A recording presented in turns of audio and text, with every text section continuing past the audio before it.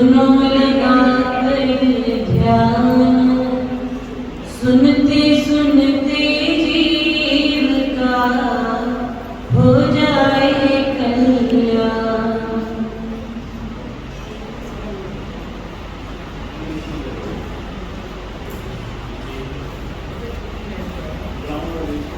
किस प्रकार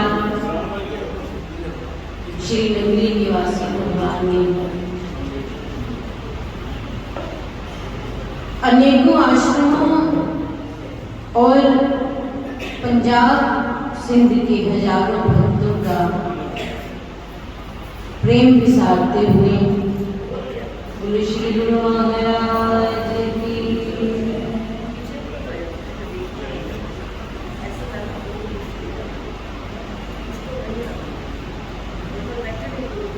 की नंगली को श्री नंगली अपना धाम बना लिया।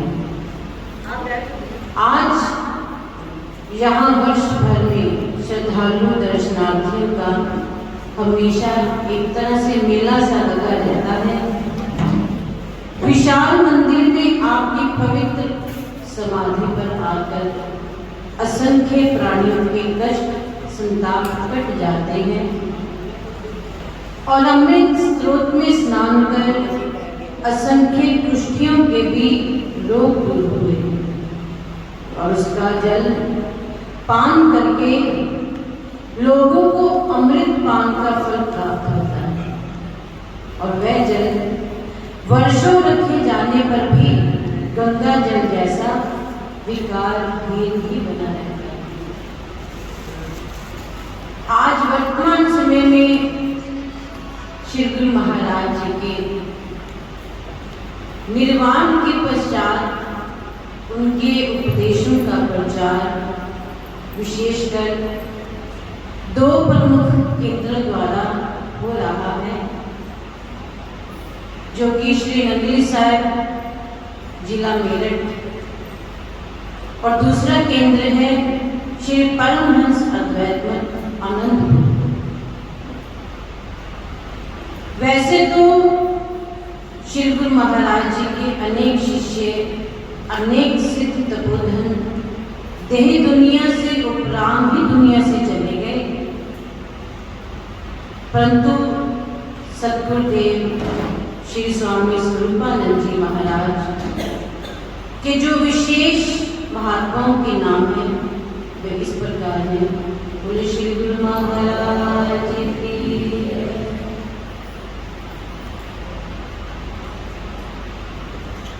श्री स्वामी निजात्मानंद जी महाराज, श्री स्वामी अभेदानंद जी महाराज, श्री स्वामी अजून्यानंद जी महाराज, श्री स्वामी हीरानंद जी महाराज, श्री स्वामी वैरागानंद जी महाराज, श्री स्वामी बेअंतानंद जी महाराज, श्री स्वामी योग युक्तानंद जी महाराज, श्री स्वामी आत्म विवेकानंद जी महाराज और श्री स्वामी अनंत प्रकाशानंद जी महाराज, श्री स्वामी परम ज्ञानानंद जी महाराज, श्री स्वामी दयाल शब्दानंद जी महाराज, श्री स्वामी सार शब्दानंद जी महाराज, श्री स्वामी विवेक सुखानंद जी महाराज, श्री संत दयाल रामानंद जी महाराज, श्री संत दयाल कृष्णानंद जी महाराज, श्री स्वामी रामानंद सत्यार्थी जी महाराज,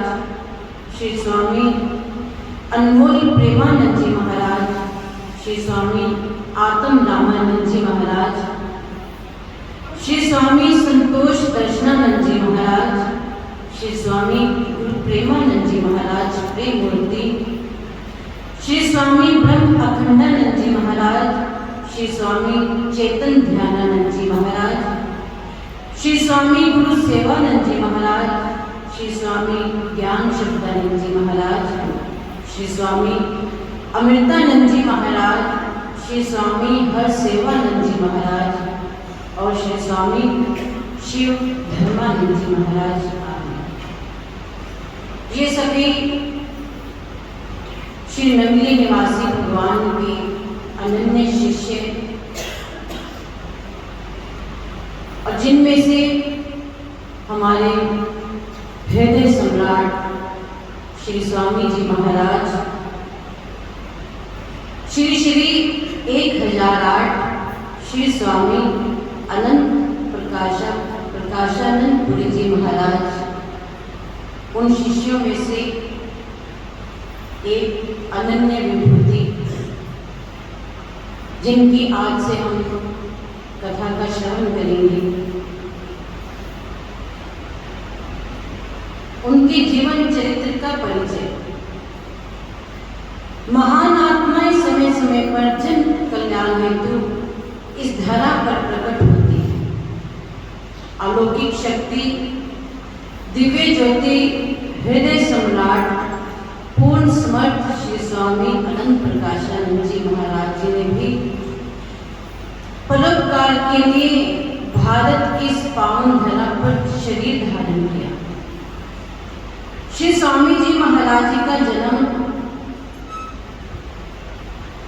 3 फरवरी 1887 दिन वीरवार विक्रमी संवत 1944 बसंत अष्टमी के दिन पावन दिन हुआ।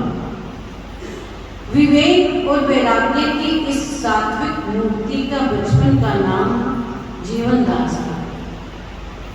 इनका जन्म पिता श्री जीवनदा राम के घर, माता भगवान देवी जी की कोख से गांव देवधा, जिला सरगोदा, पाकिस्तान में हुआ था। श्री स्वामी जी के 3 बड़े भाई जो कि श्री अमीर चंद जी, कस्तूरी लाल जी और श्री बरकत राम जी थे। 2 बहनें जिसमें बड़ी बहन जीवा भाई एवं छोटी बहन लाल देवी जी थी। बालक जीवनदास का बाल्यकाल से ही साधु संतों में बहुत अधिक रुझान था। एक रात्रि स्वप्न में इन्हें श्री संत श्री गुरु महाराज जी श्री नंगली निवासी भगवान के दर्शन हुए और स्वप्न में ही श्री गुरु महाराज जी ने इन्हें दीक्षा प्रदान कर। स्वप्न में दर्शन करने के बाद फिर क्या था कि प्रातःकाल होते ही उनके साक्षात दर्शनों के लिए जीवनदास जी ललायित हो गए। वैसे भी बचपन से संतों के संग में आत्म विभोर तो वो रहते ही थे। किशोरावस्था में आते आते जीवनदास जी के अंतःकरण में सत्य व आत्मज्ञान की खोज करने की जिज्ञासा ने उनके भीतर वैराग्य जागृत कर दिया। और जब से श्री गुरु महाराज जी ने स्वप्न में दर्शन दिए थे और जीवनदास जी ने उनसे दीक्षा प्राप्त की थी, तब से ही वे उनके दर्शन करना चाहते थे। तो उस समय बालक जीवनदास जी की आयु केवल 17 वर्ष थी। स्वप्न में ही दीक्षा और स्वप्न में ही नामकरण संस्कार करके जीवनदास जी को श्री गुरु महाराज जी ने सपने में ही श्री स्वामी अनंत प्रकाशानंद जी के नाम से सुशोभित कर दिया था। यही नाम इनके मामा जी का भी था। और जब स्वप्न में दर्शन करने के बाद जीवनदास जी ललायित रहते थे, तो एक दिन संयोगवश उनके गांव में पधारे एक संत श्री श्री 1008 श्री स्वामी संत प्रकाशानंद पुरी जी महाराज जी, जो कि श्री स्वामी जी महाराज जी के पूज्य रहबर हैं। उनके पास गए तो क्या देखा कि जिन श्री गुरु महाराज जी ने उनको स्वप्न में दर्शन दिया था, उनका वही स्वरूप उन संत के पास जब देखा तो वे आत्म विभोर हो गए। और फिर जीवनदास जी ने उन्हीं साधु से संतों से गुरु धाम का पता पूछ लिया, पता लगा लिया। उनके हृदय में भक्ति की तरंगें उठने लगी। लौकिक सुखों से मुख मोड़कर जीवन के रहस्यों की प्राप्ति के लिए 17 वर्ष की आयु में ही घर का त्याग कर वैराग्य का भाव लिए हुए पहुंच गए गुरुधाम चिकोड़ी साहिब और स्वयं को श्री नंगली निवासी भगवान जी के चरणों में समर्पित कर दिया। जीवनदास जी ने अपने अटूट विश्वास, श्रद्धा एवं लगन से पूर्ण सद्गुरु की प्राप्ति करी और तभी से ही श्री गुरुदेव जी की शरण में रहने लगे।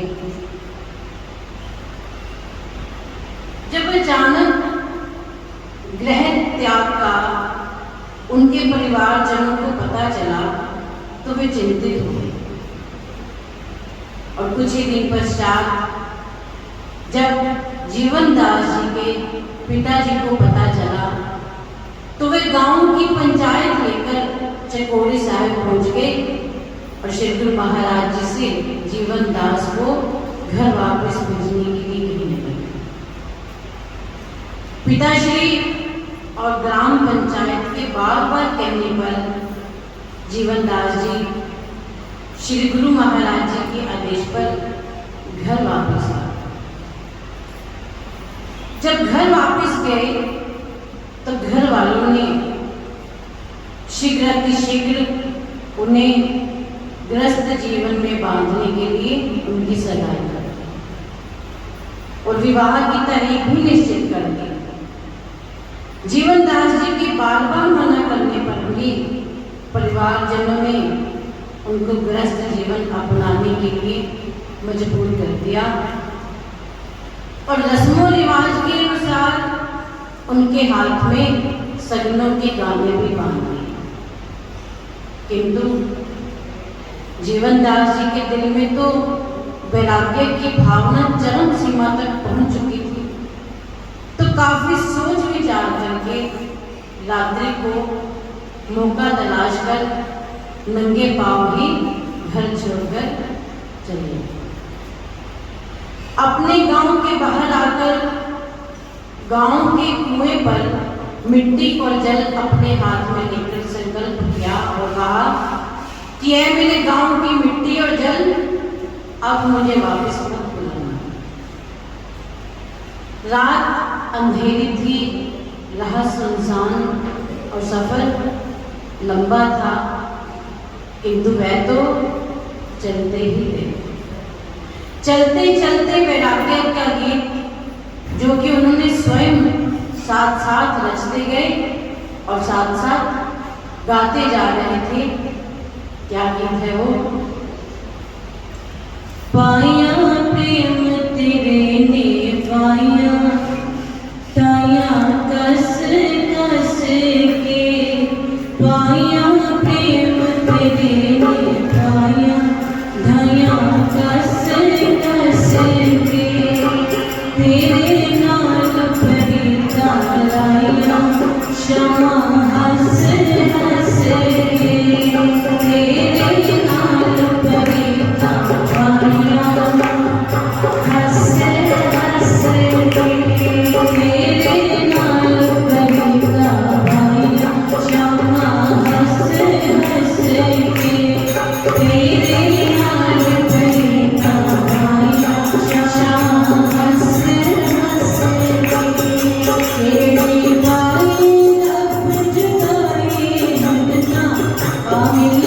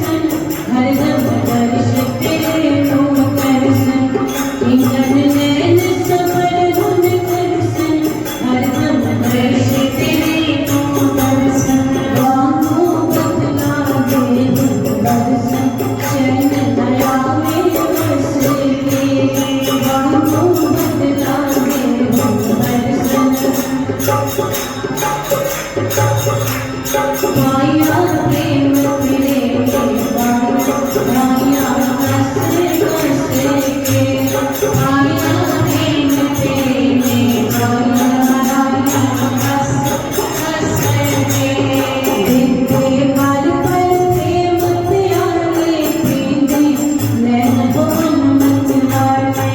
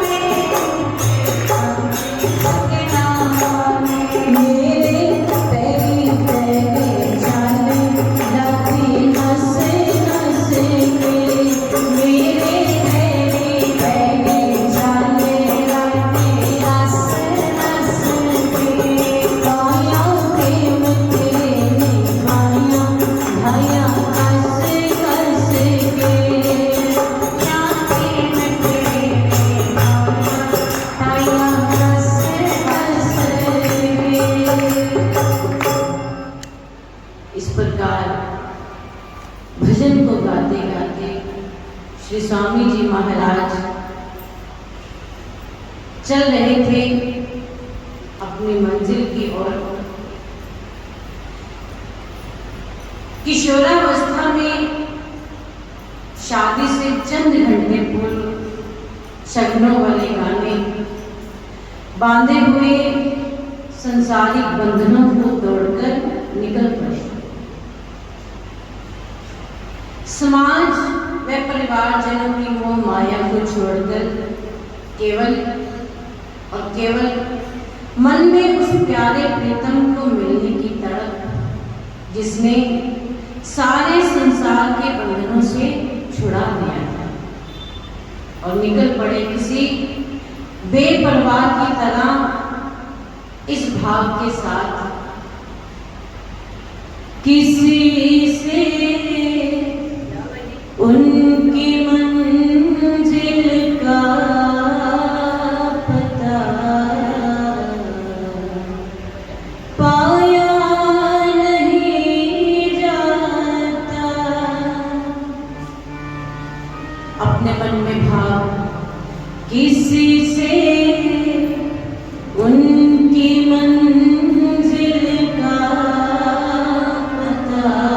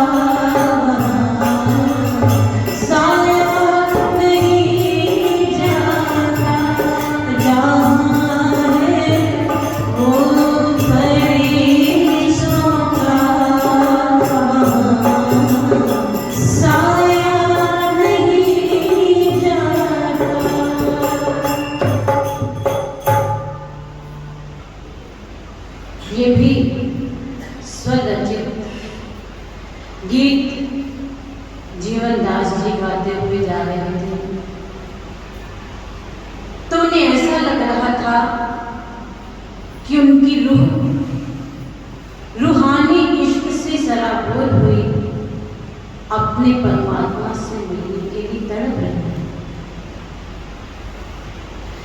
इंद्रियों से विरक्त हो और आत्मज्ञान की प्राप्ति के लिए साधना और वैराग्य के पथ पर चलने का हमें वह संदेश मिलता है कि जो मीराबाई ने प्यारे कृष्ण से मिलने के लिए दिया था।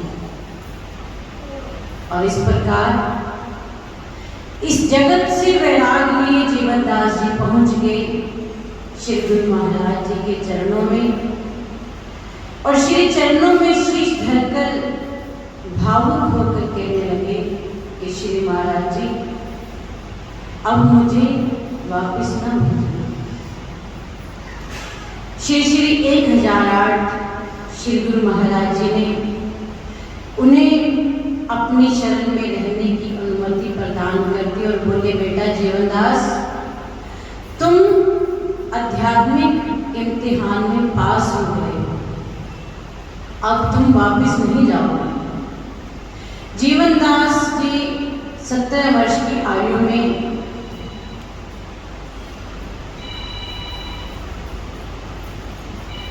अपने श्री गुरु महाराज जी के चरणों में पूरी तरह से समर्पित हो गए और अपने शिष्य की निष्ठा, श्रद्धा और भक्ति भावना को देखकर श्री गुरु महाराज जी ने उन्हें शिक्षा दीक्षा दी और अपने सानिध्य में भक्ति जप तप से आत्मज्ञान प्रदान कर दिया। और महान गुरु के महान शिष्य जीवनदास जी इस पूरे विश्व में श्री स्वामी अनंत प्रकाशानंद जी पुरी जी के नाम से विख्यात हैं। बोलो श्री स्वामी जी महाराज की जय।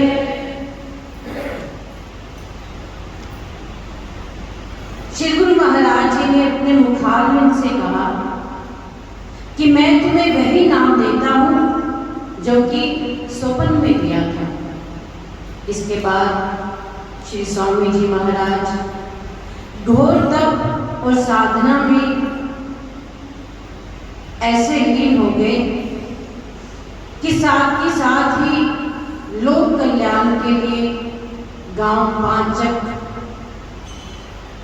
जिला लायलपुर, पाकिस्तान के घने जंगल में बहुत बड़े आश्रम की स्थापना की। कठोर भक्ति से आत्म शक्ति को इकट्ठा करके जंगल की भयावह रूहों पर भी विजय प्राप्त की और साथ ही उन भटकी रूहों का अपने नजरे करम से कल्याण भी करते हैं। दिन प्रतिदिन श्री स्वामी जी महाराज आध्यात्मिक उन्नति की ओर बढ़ते जा रहे थे। उनके चमत्कारों एवं शक्ति की चर्चा चारों तरफ होने लगी। संगत की संख्या बेमिसाल बढ़ने लगी। इसी बीच श्री स्वामी जी महाराज जी द्वारा दर्शाई गई चमत्कारी घटना इस प्रकार है। चक नंबर 5 में कुटिया का निर्माण कार्य चल रहा था। कुटिया से कुछ ही दूरी पर एक नदी बहती थी। उसके किनारे पर एक बहुत बड़ा शीशम का पेड़ गिरकर सूख गया था। जब कुटिया का निर्माण चल रहा था तो कुटिया के कमरों की छत डालने के लिए भारी शहतीर की आवश्यकता थी। शहतीर माने जो छत बनाने के लिए बालू की आवश्यकता पड़ती है। तो संयोगवश एक दिन श्री स्वामी जी महाराज जी सैर करते हुए नदी के उसी किनारे पर आ गए तो उनकी नजर उस विशाल वृक्ष पर पड़ी तो उन्हें वह शहतीर डालने के लिए वह पेड़ उपयुक्त लगा कुटिया पर वापस आकर उन्होंने आसपास के 15-20 भक्तों को कुटिया पर एक बैलगाड़ी लेकर आने का संदेश भेजा। दोपहर को सभी भक्तजन बैलगाड़ी के साथ स्वामी जी के पास कुटिया में आ गए। तो स्वामी जी ने वो नदी का स्थान बताया और वो पेड़ बताया कि उस पेड़ को बैलगाड़ी में डालकर आप यहाँ कुटिया पर ले आओ। तो भक्त बैलगाड़ी लेकर उस स्थान पर पहुंच गए, लेकिन पेड़ इतना भारी था कि भक्तजन पूरी ताकत लगाकर पेड़ को बैलगाड़ी में रखने की कोशिश कर रहे थे, किंतु सफल नहीं हो पा रहे। कई प्रकार से हिम्मत करते करते सायंकाल का समय हो गया। तो फिर स्वामी जी महाराज जी ने कुटिया से एक भक्त को भेजकर वहां की खबर लाने के लिए भेजा कि जाकर देखो सायंकाल हो गया है, अभी तक बैलगाड़ी लेकर वापस नहीं आए। तो वह भक्त वहां पर गया, स्थिति को देखा सब भक्तजनों की कि वे जी जान से उस पेड़ को उठाते उठाते पसीने से लथपथ हो गए थे। सेवा में जुटे हैं लेकिन पेड़ को बैलगाड़ी पर नहीं रख पा रहे। तो वह भक्त वापस श्री स्वामी जी महाराज जी के पास गया और सारा हाल सुनाया। तब श्री स्वामी जी महाराज अपनी खुंडी, जिसे वो सदा अपने साथ रखते थे, और उस भक्त को लेकर उस स्थान पर पहुंच गए। जब सारा नजारा देखा, भक्तों की सेवा देखी, भक्तों की श्रद्धा देखी, तो श्री स्वामी जी महाराज उसी समय उन पर प्रसन्न हो गए, गदगद हो गए। तो क्या हुआ, इस बार जैसे ही सारे भक्तों ने पेड़ को उठाने का प्रयास किया, तो श्री स्वामी जी महाराज जी ने पेड़ को पीछे से कुंडी लगाकर बैलगाड़ी की ओर केवल इशारा किया। तो क्या हुआ, पेड़ सीधा बैलगाड़ी में अपने आप ही पहुंच गया। बोलो श्री स्वामी जी महाराज की जय। सब भक्त जय जयकार करते हुए बैलगाड़ी पर पेड़ रखकर कुटिया पर आ गए। तब गांव के किसी विरोधी ने इस बात की शिकायत वन विभाग के अधिकारी को कर दी। तो अधिकारी ने पुलिस को कार्रवाई करने का आदेश दिया। दूसरे ही दिन पुलिस ने उन भक्तों को पकड़कर लायलपुर के थाने में ले जाकर हवालात में बंद कर दिया। इसकी खबर जब स्वामी जी महाराज जी के पास पहुंची, तो श्री स्वामी जी महाराज स्वयं तुरंत वहां पर पहुंच गए और थानेदार की तरफ जैसे ही स्वामी जी महाराज ने कुंडी को उठाया, तो थानेदार उनके तेज व उनके ओजस्वी ललाट के सामने कांपने से लग गए। फिर स्वामी जी महाराज ने कुंडी से हवालात में बंद भक्तों की ओर इशारा करते हुए कहा कि ये भक्तजन हमारे हैं। और थानेदार तो उनकी शक्ति में पहले से ही डूब चुका था। तब थानेदार श्री स्वामी जी के चरणों में वंदना करने लगा और माफी मांगकर उसने सभी भक्तों को रिहा कर दिया। तब श्री स्वामी जी महाराज अपने भक्तों पर अपना प्यार बरसाते हुए कुटिया पर वापिस आए। तो सभी भक्त श्री स्वामी जी महाराज का जय जयकार करते हुए कुटिया पर आते हैं श्री स्वामी जी महाराज जी के साथ और क्या गुनगुनाते हैं, जय गुरुदेव जय जय गुरुदेव, जय गुरुदेव जय जय गुरुदेव, जय गुरुदेव जय जय गुरुदेव, जय गुरुदेव जय जय गुरुदेव।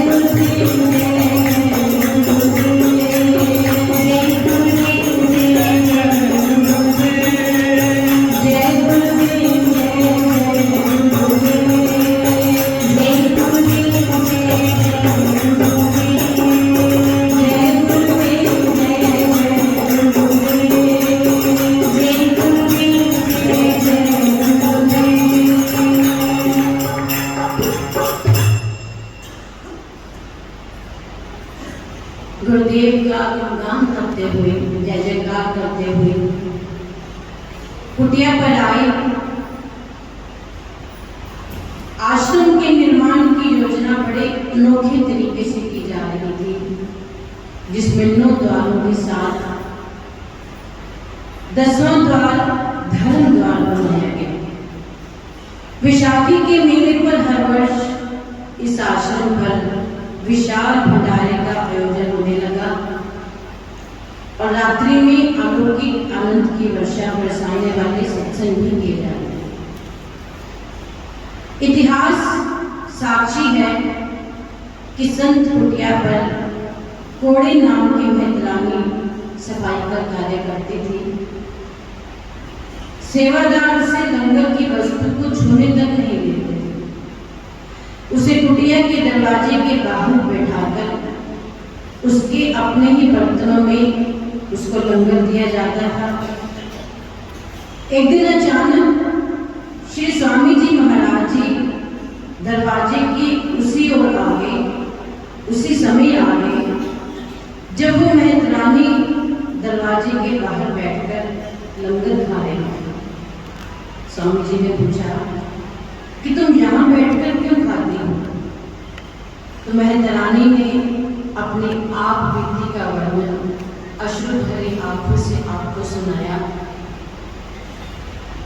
तो श्री स्वामी जी महाराज जी ने महतरानी को आदेश दिया कि कल से तुम लंगर में ही खाओगी और दूसरों को भी अपने हाथ से खिलाओगी।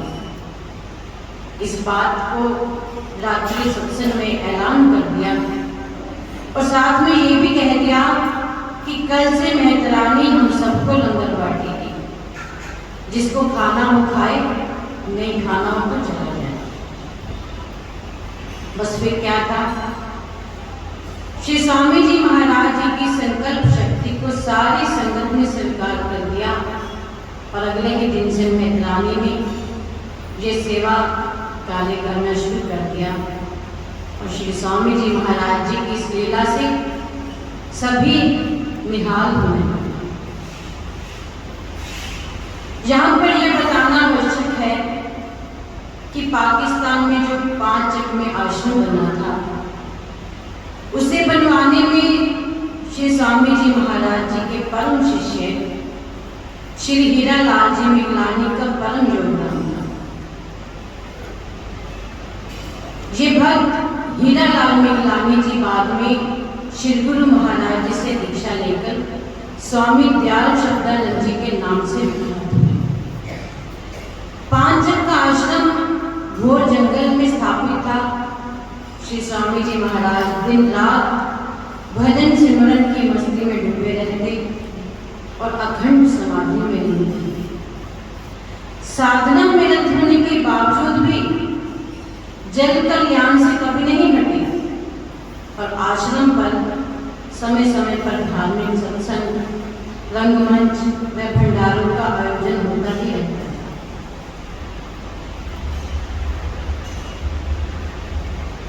अपने सतगुरुदेव की अपार कृपा से सच्चिदानंद अनंत चेतन की प्राप्ति में तपोलीन रहते और मन में रूहानी इश्क के चिराग को आत्म अनुभूति कराते थे। आत्म परमात्म मिलन के विनय गीतों व शब्दों को आत्मसात करके अपने भक्तों को सुनाया। कब सुनाते थे? जब वे अपने गुरुदेव श्री गुरु महाराज जी की याद में डूबे होते थे। क्या कहते थे? अल्लाह बरसात दे पानियां में गलियाल वाले विचों लंघ आयो, कोई सुख सुनहरा सुना मैनू कि फजल दुआ उथों मंग आयो। जिथे यार दे कदमां दी खाक आई, उस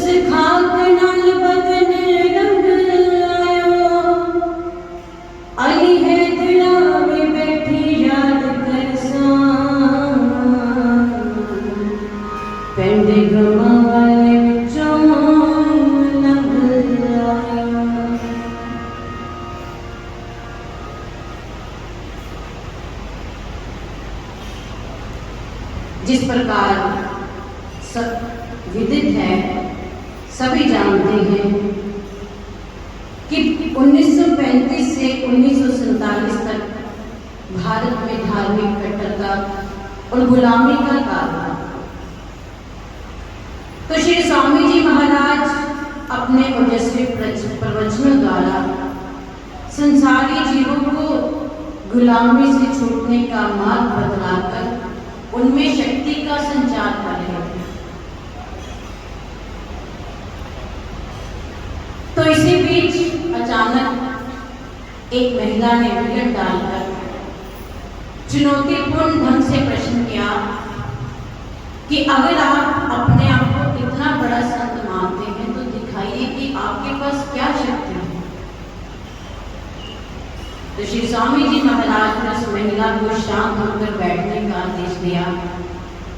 प्रवचन हो रहे थे, किंतु वह महिला बीच बीच में ही श्री स्वामी जी महाराज जी को उनकी शक्ति का प्रदर्शन करने की चुनौती दे रही थी। तो महिला की हट को देखकर श्री स्वामी जी महाराज जी ने उसे मंच की तरफ बुलाया और कहा कि देख शक्ति अगर तू नहीं मानती। तो श्री स्वामी जी महाराज जी ने अपने सिर पर बंधे रुमाल को जो ही हटाया तो काला नाग उसकी तरफ फुफकारने लगा और महिला वहां पर जोर जोर से रोने लगी और चिल्लाने लगी और बचने की पुकार करने लगी। तो श्री परमहंस दयाल जी फरमाया करते थे कि समझे तो समझाए दे, निज पास बैठा के ठोर, नहीं तो सेवक को धक्के दो, दो चार और। बिल्कुल ऐसी ही स्थिति आज श्री स्वामी जी महाराज जी के सामने थी। सारी संगत उस महिला की आवाज को सुनकर हैरान हो गई। श्री स्वामी जी महाराज मंच पर आकर बैठ गए तो वह महिला नाक रगड़कर श्री स्वामी जी महाराज जी से माफी मांगने लगी और अपनी नादानी पर खुद को कोसने लगी। तो स्वामी जी महाराज जी ने महिला को बैठने को कहा और फिर से सत्संग सुनाने लगे।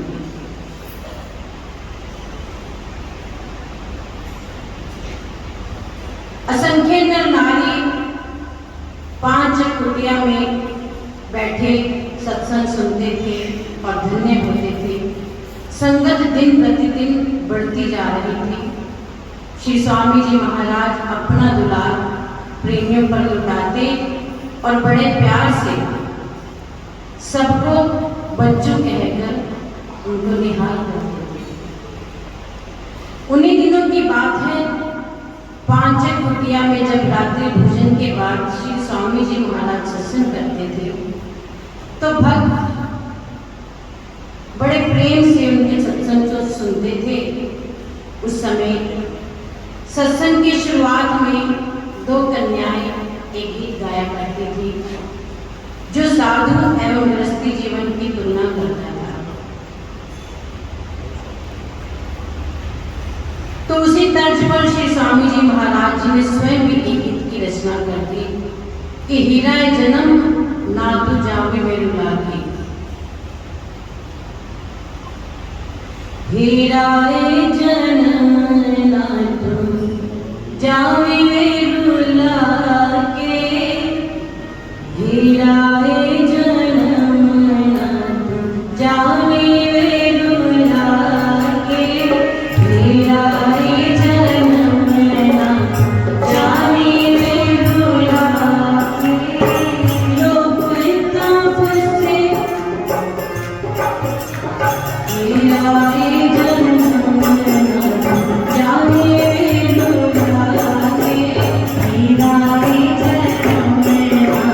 Jami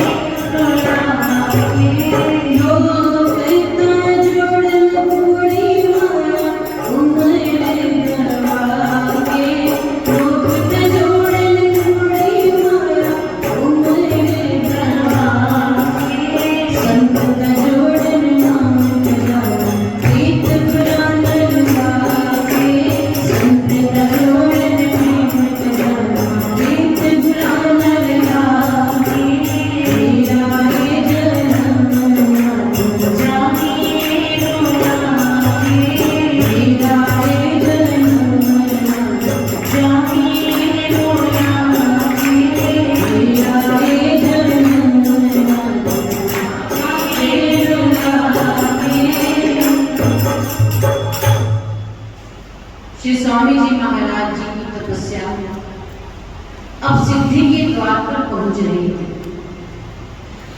उनकी साधना का उद्देश्य शाश्वत सुख की प्राप्ति और जन कल्याण का उद्धार करना था। रूह सत्य है, अजर अमर है और परमात्मा का रूप है। और क्या बताया कि देह असत्य है, नश्वर है और प्रकृति का रूप है। इसी मध्य 1936 में श्री परमहंस अद्वैत मत के मुख्य आधार सद्गुरुदेव श्री नगरी निवासी भगवान वैशाखवती दूज को जब निज लोक को गमन कर गए, उनके अंतर ध्यान होते ही सभी संतों, भक्तजनों व आध्यात्मिक जगत में हाहाकार मच गया था। वो ऐसा दृश्य था कि किसी को अपनी सुध भी नहीं रही।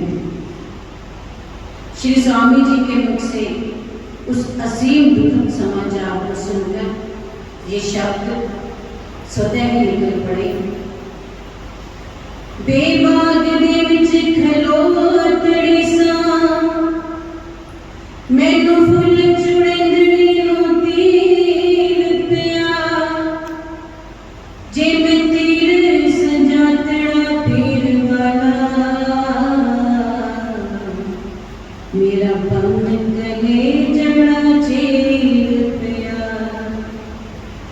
उड़ जावे साविया पीलिया तोतिया वे, जिथे मैली माणी दा पीर गया,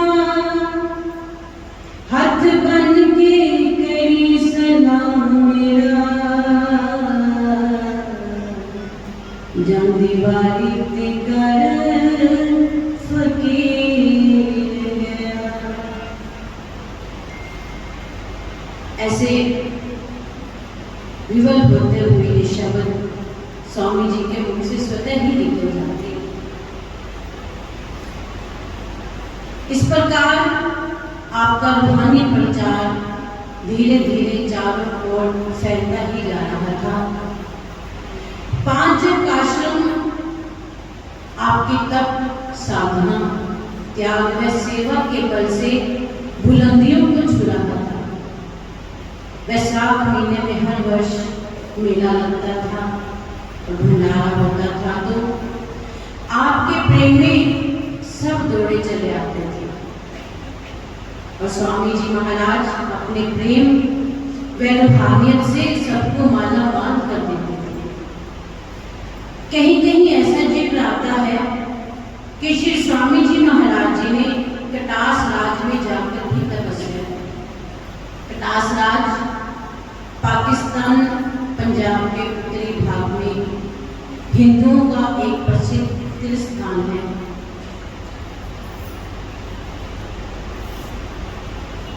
जहां पर मां पार्वती जब सती हुई थी तो भगवान शिव की आंखों से 2 आंसू टपके। एक आंसू कटास पर टपका तो वहां पर अमृत कुंड बन गया और दूसरा अजमेर में टपका जहां पर पुष्करराज तीर्थ स्थान है। श्री स्वामी जी महाराज निरंतर अपने तप साधना में लीन होकर अपने गुरुदेव के नाम का डंका बजाने में लगे हुए थे। और दूसरी तरफ सन 1947 में अचानक जब देश विभाजन का युद्ध शुरू हो गया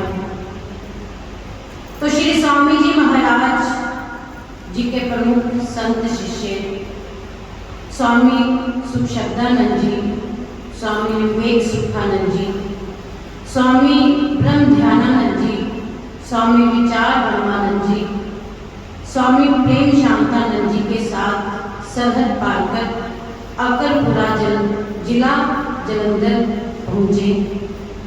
इसी अकरपुरा गांव में श्री स्वामी जी महाराज जी का अपने अनन्य शिष्यों श्री सतराम भगत एवं श्री हरिचंद बटला जी से मिलाप हुआ।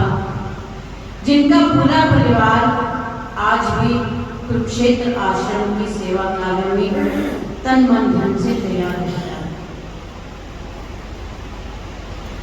ऐसी जानकारी प्राप्त होती है कि जिन संतों को लेकर श्री स्वामी जी महाराज जी देश विभाजन के समय सरहद पार करके आए थे, उनमें से स्वामी सुखशब्दानंद जी एवं स्वामी विवेक सुखानंद जी दोनों ने श्री स्वामी अनंत प्रकाशानंद जी से नाम लिया हुआ था और श्री गुरु महाराज जी से संन्यास दीक्षा प्राप्त की थी, क्योंकि उस समय किसी संत को संन्यास देने का अधिकार नहीं था। इसलिए श्री स्वामी जी ने दोनों को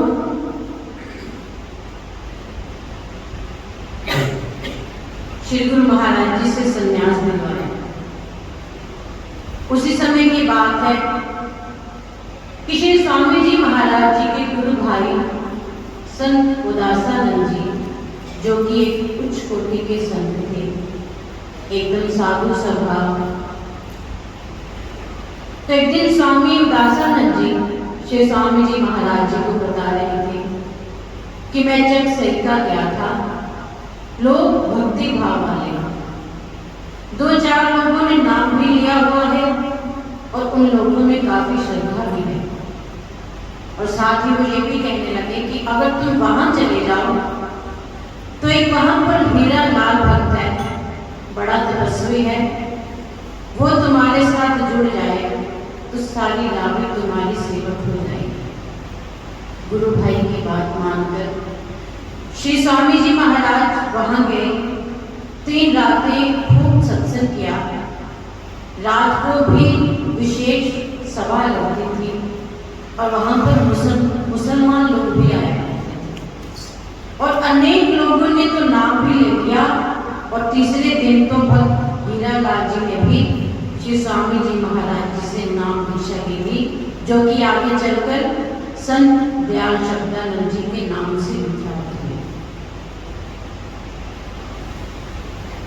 वो कैसा भजन करते थे, कैसी साधना करते थे कि पीपल से चोटी बांधकर खड़े हो जाते थे और घंटों खड़े ही रहते थे। उनकी ऐसी निष्ठा देखकर स्वामी जी उन्हें ले गए।